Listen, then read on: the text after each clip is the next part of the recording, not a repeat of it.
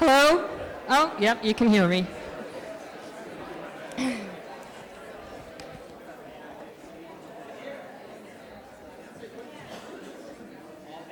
Okay, we're going to get started. I have some folks passing out evaluation forms. If for some reason you didn't get one, there are some, I'm going to have some right up here, and I will collect them at the end of the session at the back of the room up there. So those at the top don't have to walk all the way down and up again. How about that keynote speaker? You did kind of like that, right? That's right. That's right. Yeah, okay.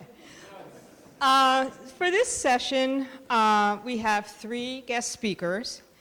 Jack Gay is a CPA and senior manager in Ernst & Young's Fraud Investigation and Disputes Services Government Contract Services practice in Boston. It's a mouthful, but basically he knows a whole lot about fraud investigation and disputes. He has more than 30 years experience in government contracting. 27 of those were with DCAA, where he was the branch manager for the DCAA Boston office. He does a variety of services for his clients, assisting them with federal government areas of accounting, internal controls, contract compliance, and with understanding and implementing corrective action plans to ensure that they comply with the various regulations. Aloria Harris, I have known for many, many years. She is right now the Chief of Contracts for Space, Aerial, and Nuclear Networks Division at Hanscom Air Force Base. She came up the ranks as an intern, worked her way up, was a contracting officer, and had many different jobs there. She has over 30 years now in contracting, and she's worked on many, many different programs, such as the Air and Space Operations Center, and we're delighted to have her here today. Edward Morley is a manager for Fraud Investigative and Dispute Services, also from Ernst & Young. He's a manager there, and he has more than 9 years experience in government contracting, 5 of which have been with the Ernst & Young company. He also performs a variety of services that assist clients with areas of accounting and contract compliance, and internal monitoring, fraud investigations, contract bid proposal reviews, damage analysis, and those sorts of things. So I think this is really going to be a great session. And before we even get started, I'd like to present you with your gifts. Now, this year we went high tech. It's a speaker charger, and it did not pass the idiot test, meaning I tried it at home, and I had to get my millennial daughter to explain it to me. So there's extra tips here for you, just in case. Just in case you don't have a millennial at home, or you're not really that, Even though I worked at the Electronic Systems Center for 31 years. Anyway, thank you. You're welcome. You are. Thank you. You're welcome. And so let's get started. Oh yeah, okay, good. So I'll get this started. I guess we already had people clamoring saying they paid high dollars to come here and they're being gypped of their time. So we'll try and move this right along. Who was that said that, Aloria, do you know? Was it somebody that works for you? Yeah. Anyways, the last speaker had that thing about the hair going. I made sure that I used like hairspray today because Ed will vouch for that. Jack occasionally has a bad hair day and has to address that. So just a little trivia questions before we get going. You know that Aloria is a graduate of Western New England College. Anybody here attend that school? So, oh wow. So the first person who can tell us the name of the mascot for that school, what they call it, gets a prize. Who has that? Right there. All right. Ed, you got a prize for that guy up in the back? This is going to get better as we go on, believe me. So we do have a prize for you up here. Tomorrow's St. Patrick's Day, in case you don't know that. So the topic we're going to talk about here is going to be contract pricing and financing. So anybody here ever have their own business? we actually had to work, so at least one person, more than one person? Anybody have a babysit or cut grass or anything? They'd be self-employed then. Anybody? Wow. What did the rest of you do? I worked for the government for 25 years. I was employed by the government for 25 years. So anyways, I've had we've all probably had personal experience with contracts. I like to tell stories about my house and things that have gone on there. So I was getting my house painted, right? So a guy came up down the street and he said, "You want to have your house painted? You know, need some work here. I'll paint your house for $5,000." And me having an accounting background, being kind of frugal, I said, $5,000? I'm not going to pay him $5,000, right? So I have a brother-in-law, Mike, right? I'm a good part Irish. So Mike says to me, "I'll paint the house." He says, "I got a couple of guys, right? Just pay them $20 an hour, right? I want cash." So I say, "This is a great deal." I get Mike and his buddies to come over every week. How many hours do you put in? I put these many hours. And I said, "Mike," I said, "the guys come here at like 12 o'clock, 7 o'clock in the morning, 12 o'clock, they like go to lunch and I don't see them for the rest of the day." He said, "Oh no, they're working 8 hours a day." I said, "Well, where do they go?" He says, "Well, they have to go out. Painting is a tough job, and you get, it affects your breathing. You have to go out and get liquids in you to get you through the afternoon." So he says, it's 8 hours a day, even if they're not there, they're actually working when they're not here. So I had experience with that type of contract. I ended up paying Mike about $8,000 instead of $5,000. So we're going to get over some contract types. You'll see that does have some relevance to this, or even when you had your own business and you were billing, you had to contract with your customers and set up a billing mechanism, how you're going to get paid. So we'll talk about that. We would like this to be as participative as possible because we have the background and experience here, but it's really the benefit here is for you people in the audience and issues that you have, experiences. We'd like to hear from you and get fully involved in this process. With that, any questions before we get started? Anybody have any good jokes to tell for St. Patrick's Day to get the audience going? No? I'll tell one anyways, and then I'll sit down and be quiet. But this is a contracting story as well. So I had Mike over the house to do some work besides the painting, right? So I noticed I had to have some siding replaced, so I go out there and there's two guys, Mike and Pat, right? So Mike's working over here and Pat's kind of be like the supervisor. So Mike is there working away and he has the siding and he has a bag of nails, right? So he pulls out the nails out of the bag. He'll look at one, look at it very closely, get the hammer, bang, bang, bang. Goes in, gets another one, looks at it, throws it away, right? Goes on.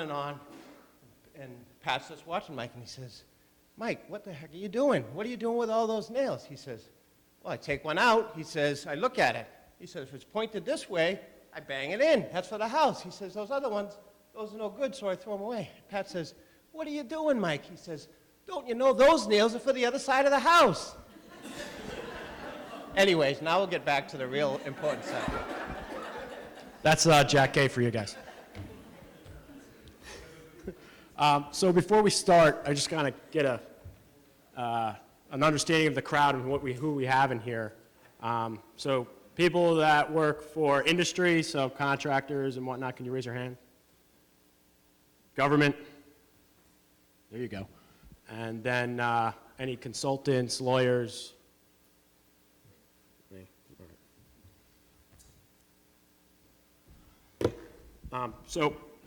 This is the agenda. We'll go over the different contract types and pricing considerations between, as well as the risks and incentives between both. The contracting financing methods, progress payments, as well as performance-based payments, and we'll get into examples, pitfalls, and successes throughout today. Throughout the slides, we'll jump in between all three of us of different examples or stories. Most of our examples are going to be coming from the performance end of it, but my friend Jack has some progress payment examples as well throughout the presentation. So for contract types, there are fixed price contracts, cost reimbursement, as well as others would be time and material, letter contracts and agreements. Most of, for the financing purposes of this is going to be focused on fixed price. Cost reimbursement is 100% cost is incurred. All costs incurred, 100% is contractors are going to be paid for all allowable costs that are incurred. So for purposes of finance and for contractors, fixed price contracts are the main focus. Again, like we said, or I said, the two key overall categories of basic contract types are fixed price contracts as well as cost type contracts. The next portion of it, of fixed price contracts, it's riskier for the contract. You're taking all the risk based off of the delivery of whatever you're making. Cost type is riskier to the government. They're usually R&D type contracts. There is no set or estimate that could get to a definitive answer, so that's why they tend towards cost type contracts for those. This is just for the people that like illustrations. This pretty much just shows what the last slide was, showing how the different contract methods or avenues for cost plus fixed fee is the greatest risk to the government, to firm fixed price, which would be the greater risk to the contractor. The next slide that we'll get into is just the various different types of contracts. We just wanted to add this slide. I know this will be provided to everyone. It's just kind of high level of all the different types between fixed price contracts as well as cost reimburse. Some of these probably wouldn't be applicable to most of you. I don't know. I know Jack was indicating, or we were both looking at this, say for the fixed price incentive successful target. I don't know how much we would be seeing this in contractors at this point, but I don't know. You might want to just, from the people here, what is your experience? Do you deal primarily with fixed price contracts, or cost type contracts? How about fixed price contracts? And cost type contracts? Okay, and then others call like T&M, labor hour type contracts. So we're not going to spend a lot of time on the cost type contracts and the billing, financing of cost type contracts. That, in theory, is probably the most straightforward. So, and I also don't know the experience level in here, but on a cost type contract, as Ed said, you're going to be reimbursed for your actual costs that you incur. And you're going to submit a bill each month to the government through a system. It's called WAF. Does anybody not know what WAF is? Or WAF. Jack's accent. South Boston accent. WAF. Anyways, so through that process, each month you're submitting a summary of your incurred costs for that month.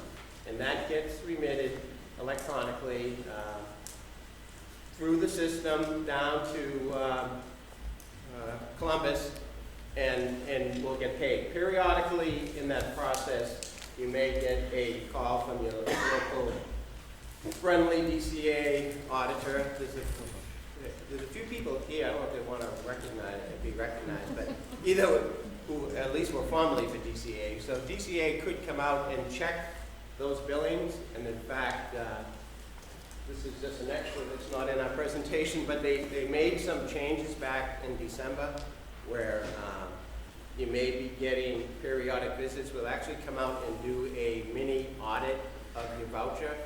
So any of you who had like an incurred cost audit before, they're auditing all your costs for the whole year. The new approach is just to we'll say, touch the contract, to go out there and make a visit. They're gonna pick samples of vouchers, and we'll go out and actually do a visit. We're seeing this from some of our clients now, and they'll come out and ask for the backup. So they'll ask for copies of the invoices for any material, proof of payment. I'm having them ask us to put it in WAF. To put that in WAF now? Yep. Is that a contract requirement, or just like a? They won't put it until they have to put in all the invoices, the check that paid the invoice, Yeah. and the time through the time and everything. So who, just out of curiosity, who is the they in the government that's saying that? Is it your friendly DCA auditor?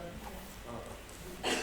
Are you quite friendly with this friendly? Does it say that in the contract? I mean, No, it doesn't say that in the contract, and it just happened recently, just Well, in the last year. who do we have here from DCMA legal? I think there's somebody here, they don't want to be recognized. So this, I would say that's not a contract requirement. There's nothing in there that's, it may say have some support, but the copy, I mean, you can have thousands of invoices depending on the size of the company, right?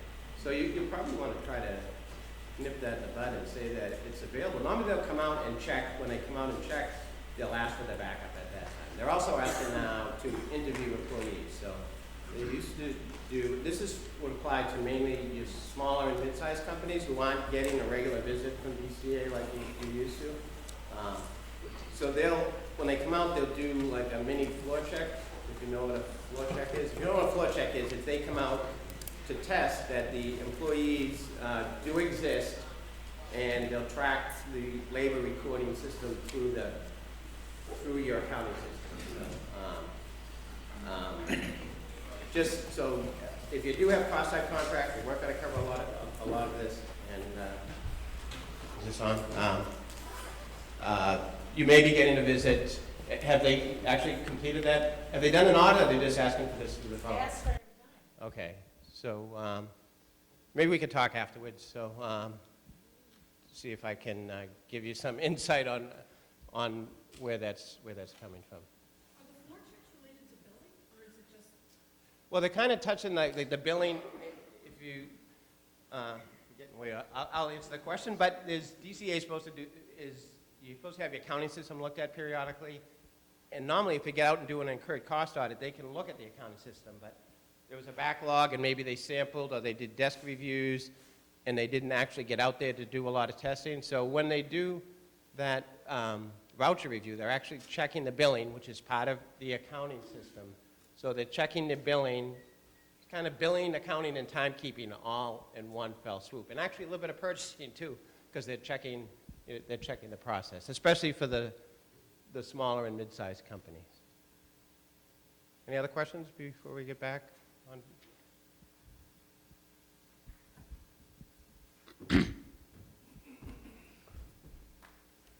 So we'll jump into contract financing now.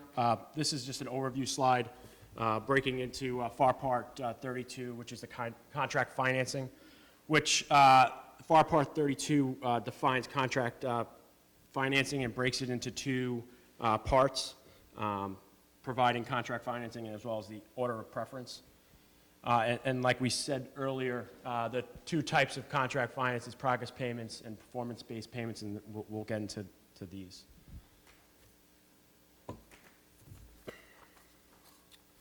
So, I'm not going to read this slide, but I'll just take out some main points.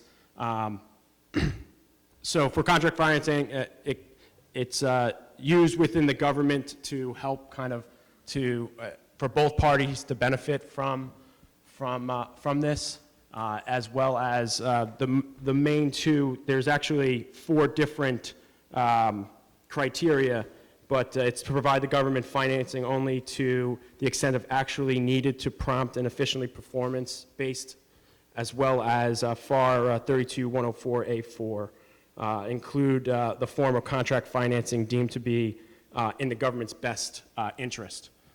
So when the contracting officer is using and looking at methods to finance programs, they are definitely taking into account that it's going to benefit the government first and foremost. Maybe at this point it might be a good time to maybe hear from some of the people in procurement here as to when the types of financing that you see are put into contracts from the contracting officer perspective. We have contracting officers here.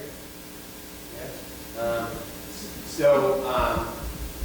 Could you shed any light on the contract financing terms that you put in a contract and how you go about that? I'm working on sole source systems environment now, so we typically use progress payments, 8% progress payments.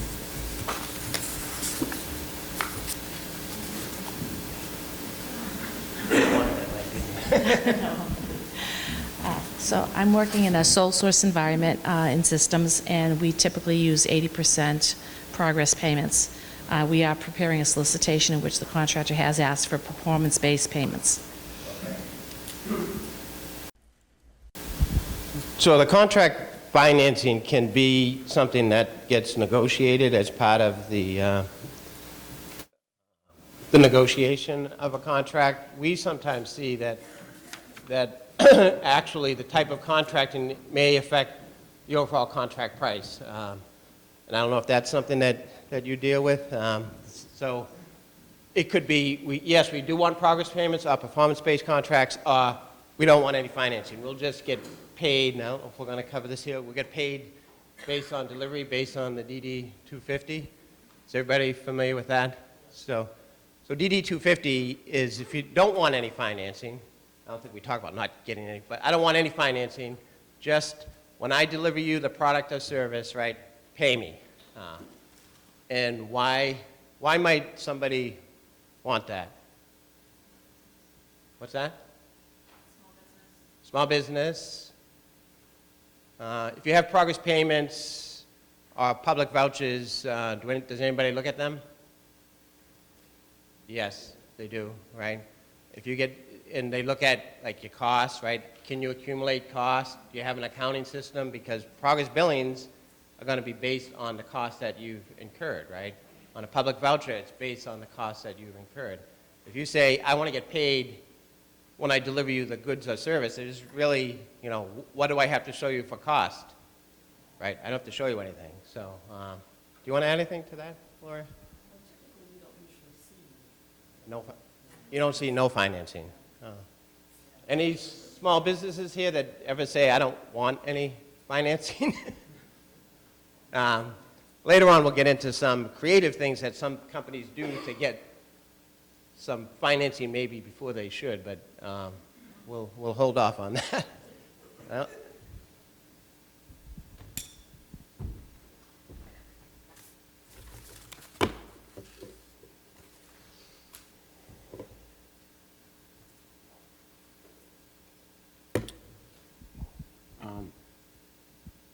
So this is going to go into the order of preference. So there are, like Jack was saying, you could private financing without government guarantee. So that's if you go to a bank and go do your finance on your own.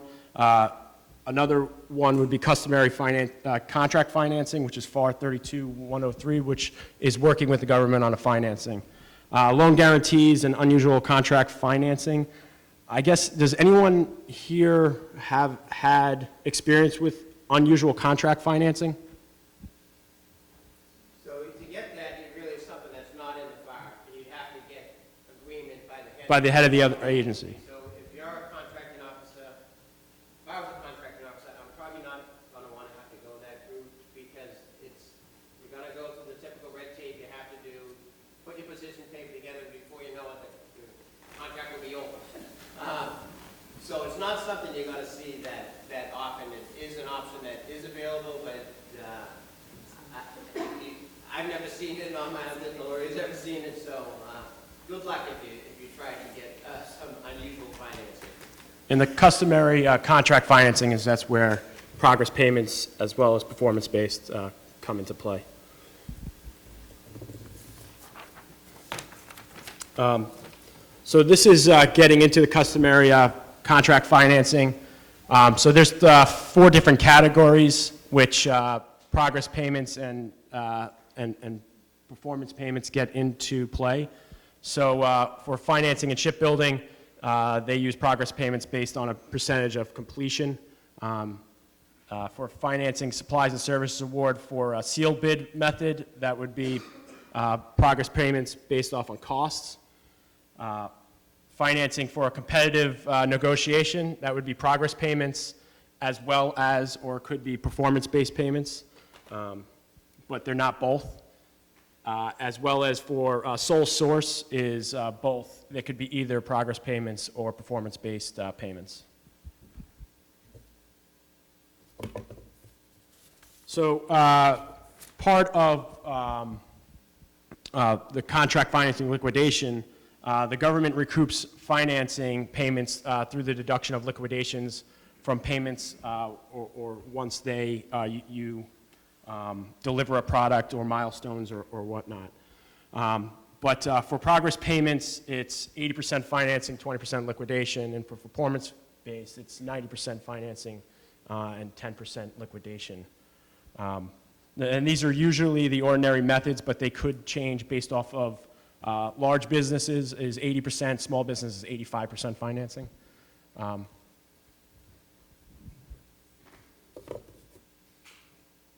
And here we're going to get into the different progress payments and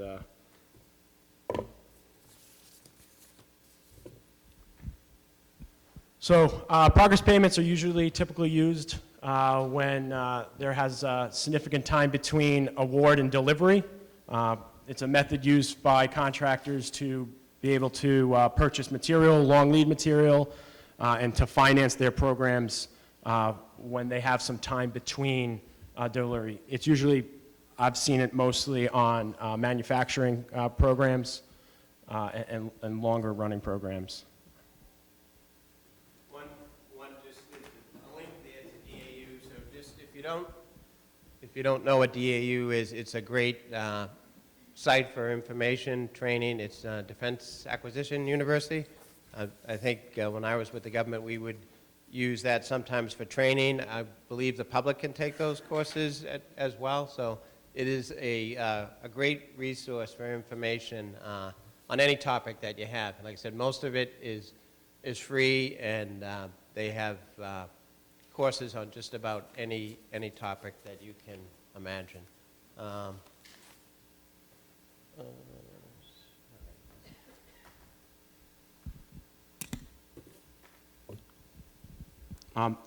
So like I said earlier, this goes into the different types of, well, the progress payments, how it's set up, which is 80% applicable to the cost, total cost performing on that contract. And for smaller business, it's 85% on the financing. It also can be based on a contract percent of completion, but that is typically on construction contracts.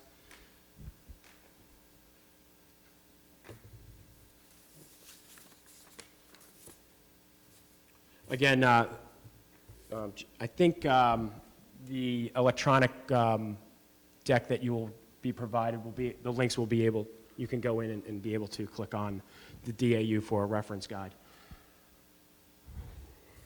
Like we indicated earlier, under cost reimbursable contracts, the contractor is paid 100% of the actual allowable costs that they incur.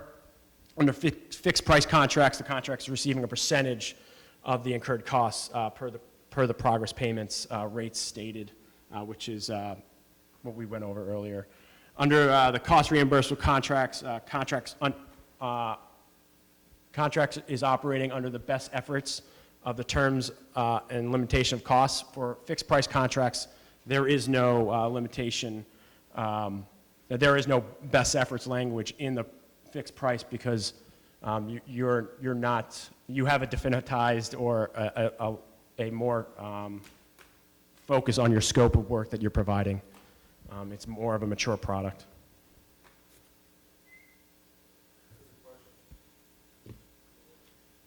Oh, I'm sorry, ma'am. When you talk about 80% of cost, does that include subcontract costs or is it 100% of subcontract costs? I think it's 80% of all costs incurred for that. But the subcontract cost is a good question because that, for small businesses, that you can just be incurred and not paid as long as it's paid in a timely fashion. So that, in the area when we're talking about cost incurred, when I said I'd had examples back from my government days, is companies could get creative in what the cost is on a progress payment. Especially if you don't have if it's a smaller mid-sized company, so nobody's really looking at your forward pricing rates. So we would find cases where someone's using a rate of 300%, right, in their progress payments when you looked at the history for the last 3 years, it's 100%, right?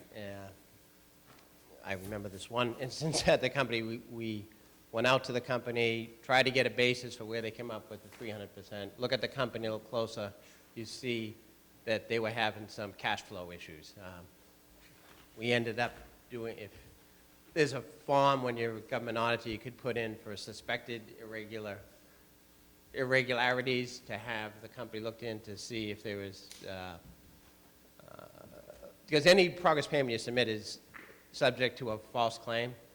So did they have any basis for this 300%, or are they really just inflating the bill to get the cash flow? You might also see like payments to subcontractors who it's really like some friend of mine who I get to give me a bill. I need the money and I'm desperate, and I start doing some things to try and increase the cost on the books for that contract, get creative accounting in order to increase my cash flow. You'll see one thing, I don't think we're covering it here, but there's also a test to see if the contract's in a loss position. So even though you're getting paid for your cost incurred, you're supposed to be doing an estimate to complete as part of the progress payment. So if you're overrunning the contract, the government is going to reduce their payment to you reflective of the loss position. And that is a common, but people who are new to progress payments, they sometimes get in trouble there when somebody comes in and says, well, what's your estimate to complete on this contract? You've got a $1 million contract, and look at the estimate to complete, and you say it's going to be like $1.5 million. So they're in a loss position. So every progress payment that they submit has to be reduced. They have this loss ratio factor that you have to compute.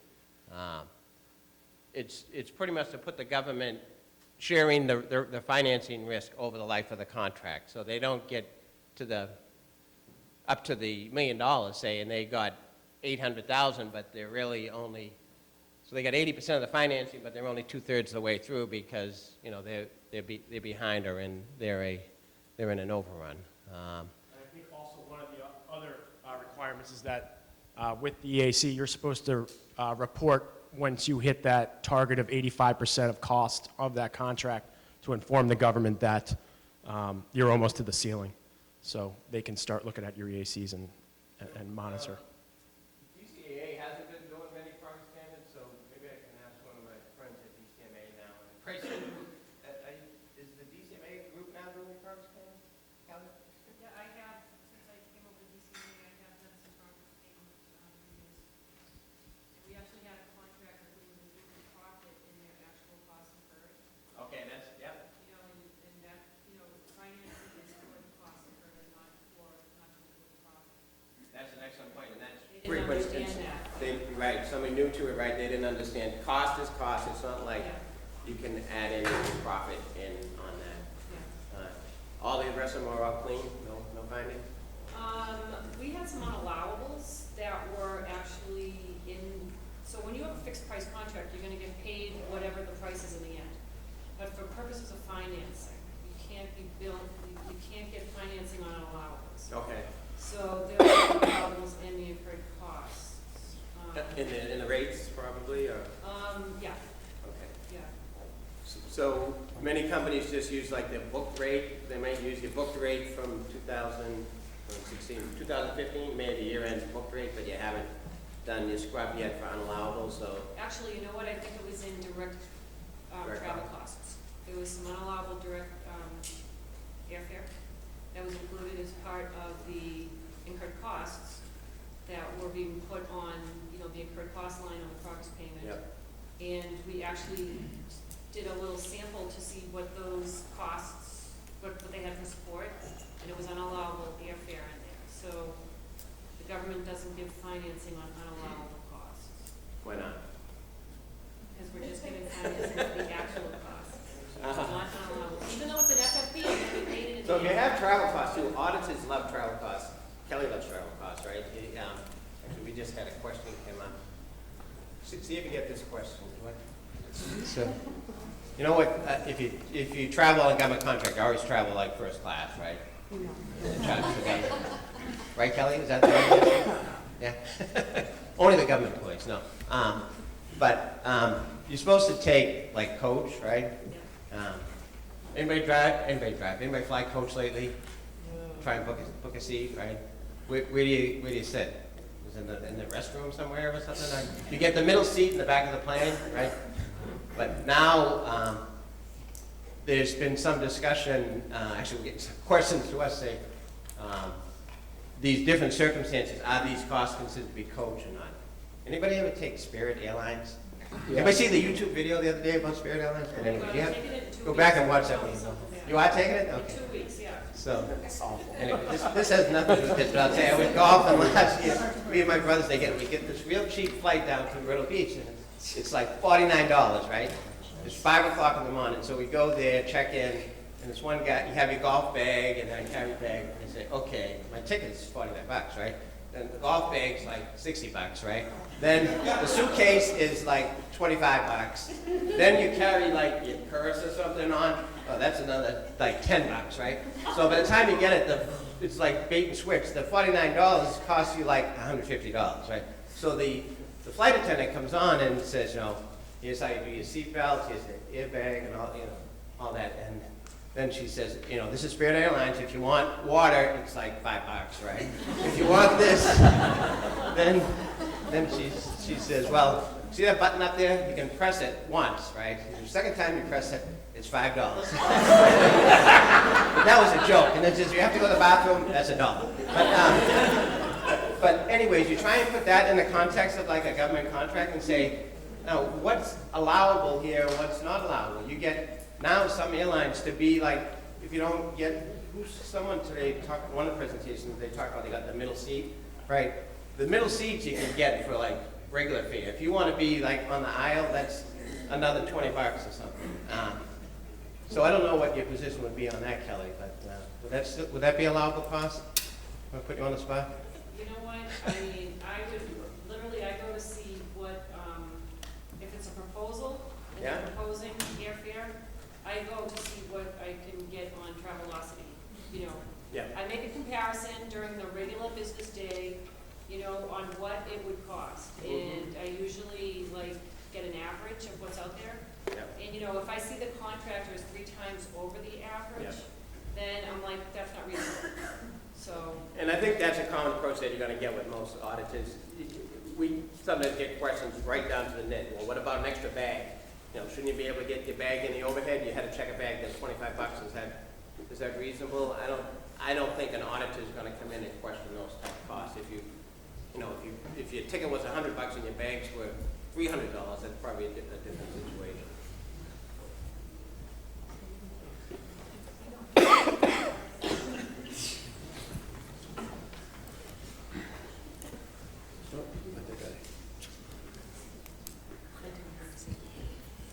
So some of the requirements and like what Jack was saying for progress payments, the contractor has to maintain an accounting system and controls to adequately for the administrator to have progress payments.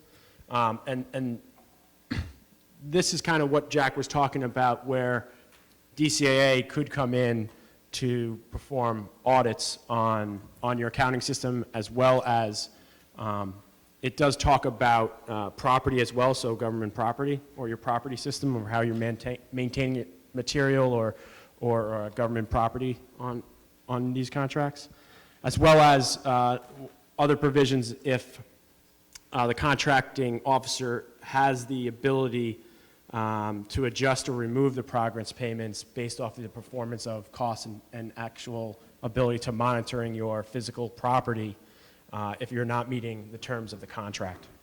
So there is a risk where the government could come in to remove progress payments on particular contracts.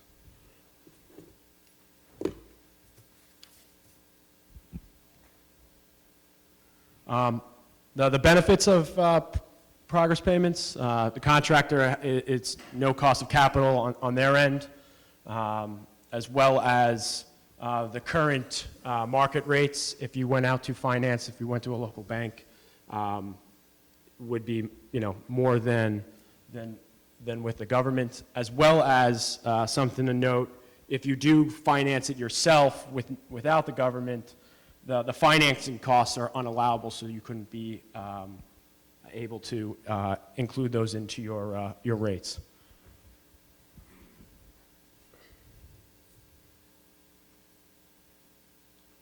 We'll go into performance-based payments. Any questions on the progress payments? Yeah, when did the progress payments jump to like 90% versus the 80? It's very unusual, but I think that's within the discretion of the contracting officer. Oh, statutory limitations. Oh, small business is 85%. Right, but it can go up to 90. It's up to 90, I believe. For small business? Small business, and 80% for large business. Yeah, normally you just see the 85%. I don't know if somebody from the government side can you unilaterally allow the 90% without getting approval internally? I've seen it done with contracts close to the end of the contract is performing well. Okay. Throw it out to you guys to experience you guys with that. Yeah, I mean, I haven't seen it, I haven't seen it recently where it's been at 90%. Years back, it was quite common to be at 90%, but recently I have not seen any trend along that line. One thing we didn't really cover here is if you're a contractor who's in trouble, and you may have, DCA would do it at one point, DCMA has their own group that looks at financial capability. So if there's issues about a going concern, in some cases, the government will actually step in. If you have some critical parts of services that are needed, but there's a question as to the viability of the entity, where the ACO will get involved in the actual approval of any payments that you're making. Anybody here from DCMA run across that before? But in my career with DCA, we ran into that a couple of times where they were providing critical goods and services, but the ACO had to act in the role of approving all payments made by the government. So we're going to shift it a little bit and skip a couple of slides and kind of go right into the examples of performance-based payments. And then if we have some time, we can go back. But I think it's a little bit better again to interact. Okay, next slide. Okay, so this is the first performance-based payment example that I have. And remember, and without going through the slides, you need an event and you need some criteria to measure the event against. So this is the award of subcontract XYZ. And the completion criteria is complete upon subcontract signature of the subcontract. Do you think that's a good, bad? Bad. Bad. Next slide. The criteria is just okay, but you need something significant to measure it against. So you would have to alter that. Okay, next one. You got it? I guess you got it. Okay, number 2. The event. Initiate testing of software release. The completion criteria of this is the aircraft arrives in test station number 2 for testing. Good, bad? Can you work with it? Bad. Bad? Bad. Why is it bad? Yeah. Test aircraft arrives, but the test has to be done. Right? Right? Just Okay. fly the aircraft. Bad. You're right. You're right. Hasn't begun. What are you accomplishing? Okay. Next one. Completion of fabrication of forward fuselage. That's the event, there's no completion criteria. Are we gonna go with this? No? No, why not? Nothing to measure? Okay. The answer disappeared. No completion. The answer is no. No, none. No criteria. So it's a bad one. Example 4, attendance at the PMR. Criteria, the ACO validates the meeting minutes and demonstrates the contractor attendance. No. Excellent. No. Really? Good enough. This is before. You're gonna pay the contractor for this event, for showing up at the PMR?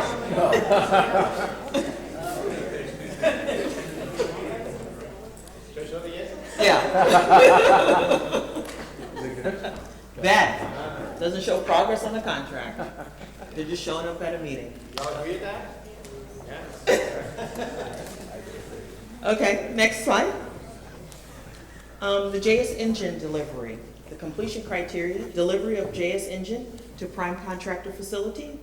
The engine must be delivered and accepted defect-free, excuse me. Good, bad. Was it good or bad? Great. It's excellent. Yes, yes. Camille. I have a question. I thought that a performance-based milestone could not be the same thing as the acceptance. No, it can be. It can be? Yes, it can. We'll go over the criteria once we get through the slides. Yes. Okay. Do I have one more? Event. Completed 50% of the software coding. The criteria, completion of 10,000 lines of code based on initial estimate of 20,000. Is that good, bad, or can we work with it? Good. Work with it.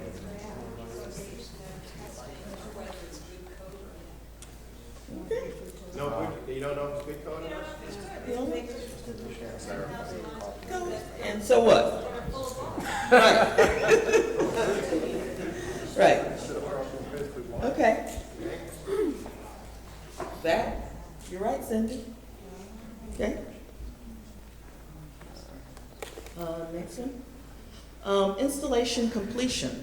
The criteria, successful completion of site installation and acceptance as evidenced by the submittal of Procedural 67 and site acceptance certificate. Good, bad? Excellent. We working with this? Excellent. I got one excellent. You're gonna stand up. Any goods? What are we doing? You think it's good? Okay. It's excellent. Excellent. Yeah. Great. You get a prize too. I'll give it to you. Okay. We probably had a lot more. We could keep going or we could stop.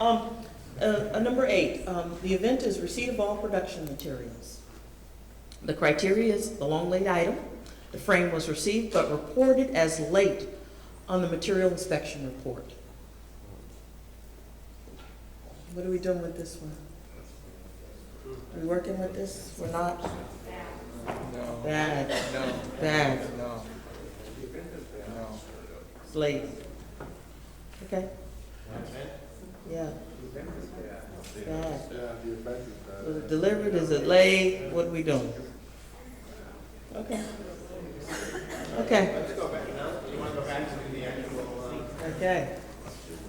sorry about this. That's okay. Now that you know all the answers, now You know all the answers. Yes. So we'll go back and we have a few minutes there. This is on the performance-based payment guide. So we talked about the, defining the performance-based payments and the financing method of those. And I won't read through the whole slide, just give you the criteria for the use out of the FAR. And they're not financing, and you see the knots at the bottom here, based only on costs, it's not incentive, payment for goods and services, payment for partial delivery. Okay? It's considered customary method for contract financing. Let's go to the next slide. I see one point there, performance-based payment memo down here. I believe is that the Shea Assad memo that I was? think so. Yeah. Okay, so when you get you guys, get your notes here, I think those are the guide associated with that. I think that came out in 12, I believe, 12 or 14. Say it again? show you a side memo Memo. on, On performance-based payments. so is that, just for my own curiosity, is that something that's used frequently over at Hanscom? Yes, yes. And is that, you gave some good examples up here, are those, I won't say real life, do the disputes actually come up about whether a performance-based event has occurred or not? And is that done by, like, who makes that determination? Well, we work with DCAA, DCMA, Okay. yeah, quite a bit in determining those. Yeah, a lot of difficulty. Okay, next slide. These are just some procedural notes on performance-based payments and establishing whether they're severable or cumulative. I gave a few examples. Some of those examples, I had notes in there whether they were severable events or they were cumulative or not. Allows the contract to invoice up to 90% of the contract price, and of course you see the far site there. Excuse me, I have a question. Sure. Going back to those slides you were showing earlier that were saying whether it's good or bad or different, you had an event, a program review, and you, everybody else here has kind of thought that that was a bad event to have in for a performance-based payment. But it's a severable event. It's a costly event for the contractor. Why is that not acceptable as a performance-based payment event? So I'll speak to, typically at Hanscom Air Force Base, we don't like to use meetings of those types as performance-based payment Do you put events. them in the contract? Say it again.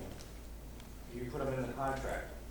We do put the meetings in the contract, but we don't use them as like to pay performance-based for it, payment but events. So what? I mean, why would you have the contractor go through time and effort and expense to go to one of these things and then say, well, it's an insignificant event or we don't like to honor those? We don't necessarily say it's an insignificant event.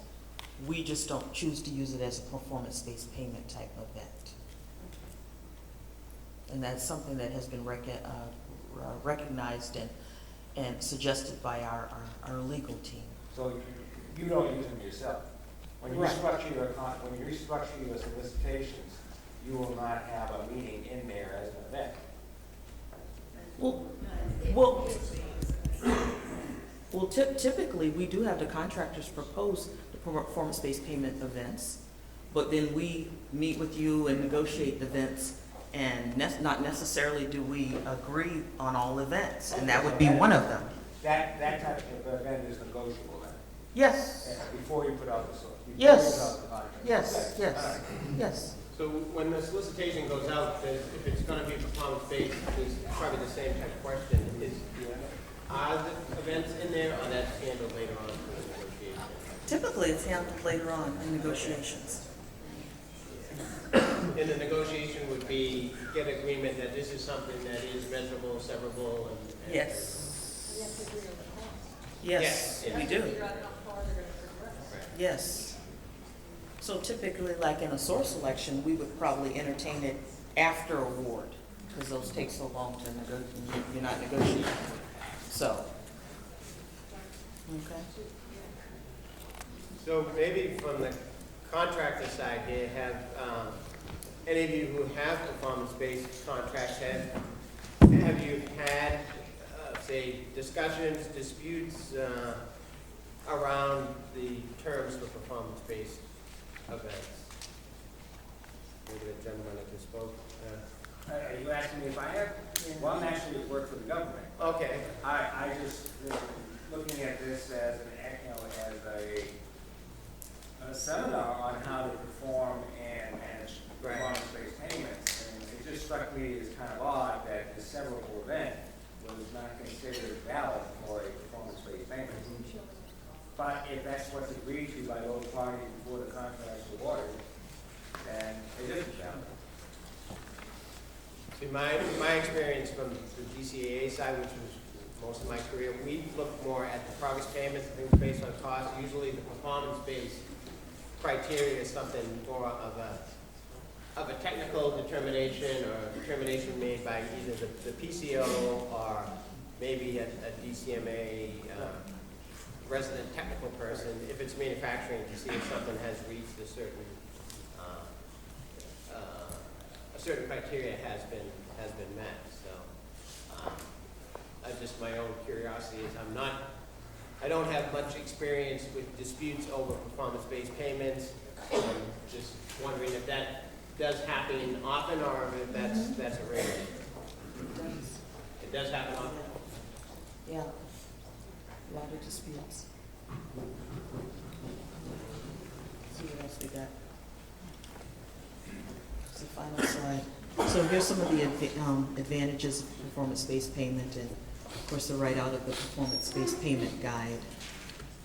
You can see, and of course the win-win for better cash flow. Does the contractor receive 100% of the cost and the profit upon completion of the milestone event? I can't hear. At the completion of the milestone event, do they receive 100% of the cost and the profit? I mean, I'll give my answer, but, or you can, it's usually not cost and profit, it's usually a stated either dollar amount or percentage. That's correct. That's correct. Yeah. Yes. So it's, if the contract is $2 million, it might be $500,000 when this happens, right? X amount when the next event happens, and so on. Yep. Up to 90%, and then you get the bulk upon completion. But you have to provide a cost report now to go over the value of that. Okay. Well, for that value. You can't do forward financing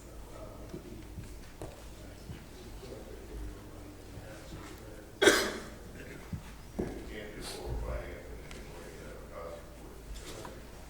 Spend it as much as you're asking. Get that value. If you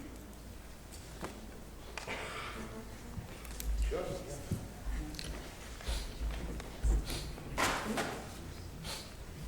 So at ESC, when we did these progress payments, we used to have an issue when we would, you have to kind of figure out ahead of time when you're negotiating how much progress the contractor's made. Let's say it's a $100 million contract, and you have like 10 events, and you got to figure out, well, will they be at this point? And they give you a schedule that says, this is how far they're going to get, and you negotiate that. So there's like $10 million in the first event. And let's say that they've only spent 5, and we have that insight because we have EVMS and all these other systems, right? We know that they've only spent $5 million, but $10 million is in the contract. Well, according to the way the DFARS was written, they get $10 million. And that's equivalent to, in my mind, advanced payments. So what ESC did was, we wrote our own clause that said, you can get everything up to what you've spent, but you can't get more than what you spent. Even if the contract says, you get 10 million for that event, if you've only spent 5, you're only getting 5 because anything else is tantamount to advanced payments. And we were like alone in this. We couldn't get a lot of, I don't know. It just seemed like we were the only ones who were doing it. I mean, So- when you made that comment, I'm saying, is that from a particular command that's putting that in as an H clause or something saying? Yeah, it was like an H clause. And I don't know where it finally went, with that. That was during the Phil McManus era. Yes. Yes, and pricing. Yes. So we had this clause, and the contractors obviously did not like it. And I don't know what we still do, if we still do that or not. But I was curious as to what you thought about when contractors, we can see they've only spent $5 million. Their payment says 10, we give them 10. They get to take that extra $5 million and do anything with it they want. They can invest it in the stock market. They can do anything they want. So what do you think? If I'm the contractor, I said, we agreed to that, right? I'll use my house example. When you pour the foundation, he wanted, $20,000. If it only cost him $5,000 to build a foundation, I still owe him $20,000. That's what I signed up for. Unless you put a clause in that says it's limited to cost. We just talked about on performance-based, they're not cost-driven, right? But they can become cost-driven if you put that limitation in there. But it's not something that we see from the clients that we deal with. So. So they get the 10 million. They get the 10 million? They get the 10 million, right. Because the next one, they might go the other way. But can you see how it seems like it's advanced payments, which is frowned upon, right? It's not really something that, you have to get very special permission in order to use advance payments, but it feels like that's what it is. So I just thought I would bring it up.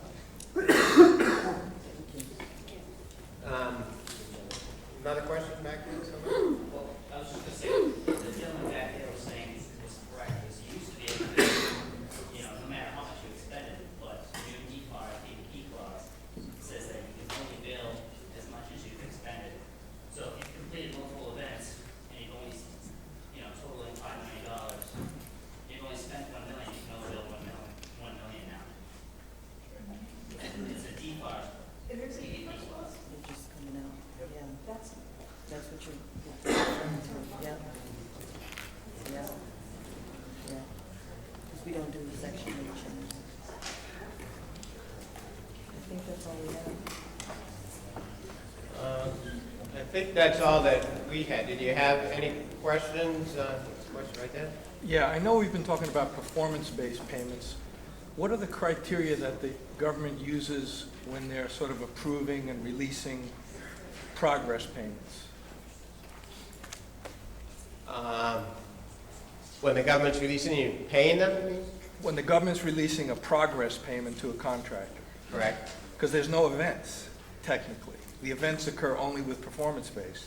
Right. Progress payment, there is really no events. You spent the money. So the contractor bills, the money's released, there's no check. There's no check.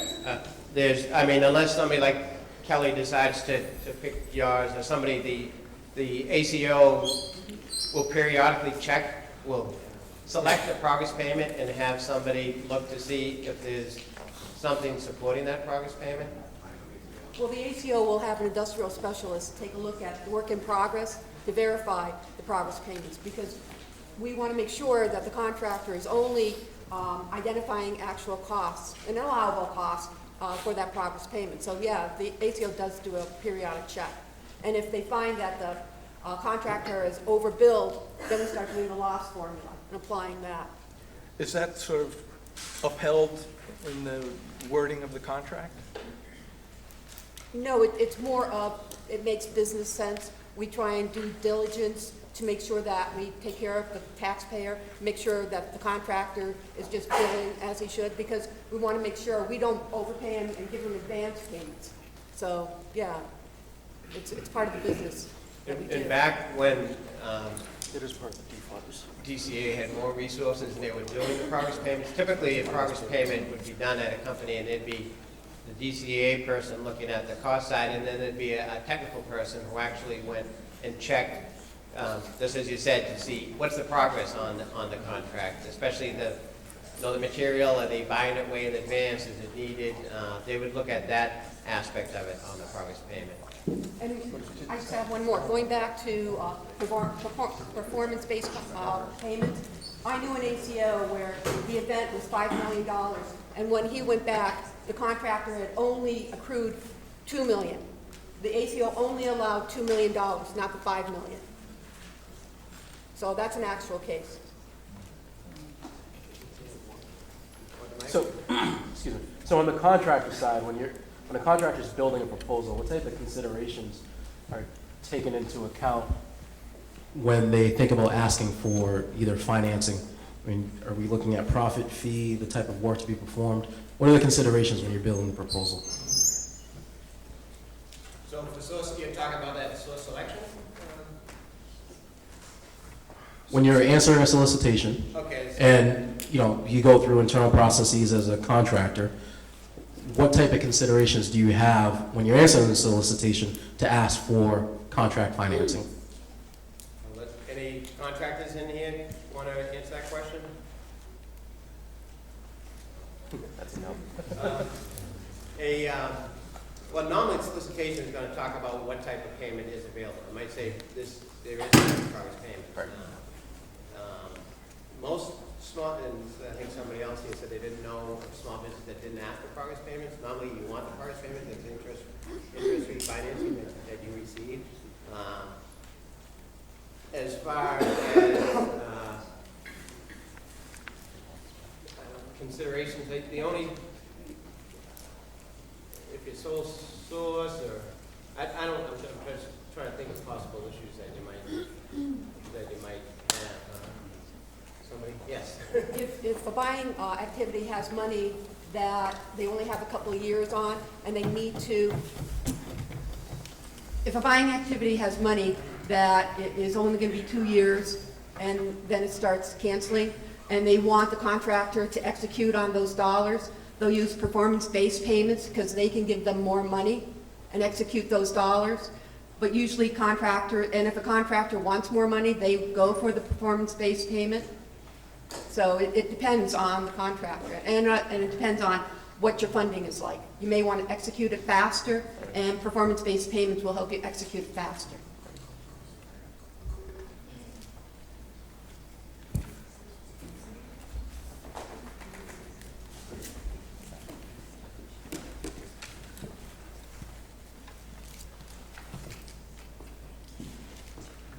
All right, we have a few more minutes here. Anybody have, yes?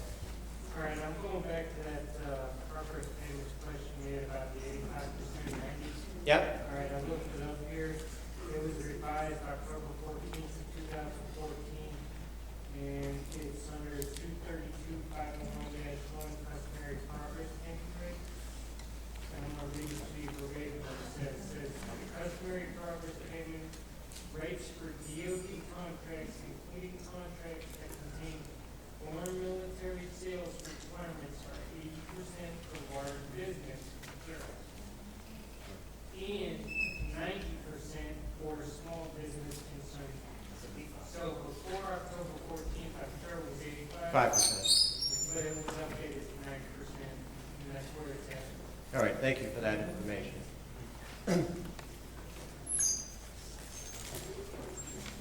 Any other questions? Actually, it could be questions outside of this realm if you have any other questions related to contracting or government accounting or DCA, DCMA? No? Sometime we get? So, great. So if you can fill out the evaluations, right, and leave them on your way up. Thank you very much for your patience.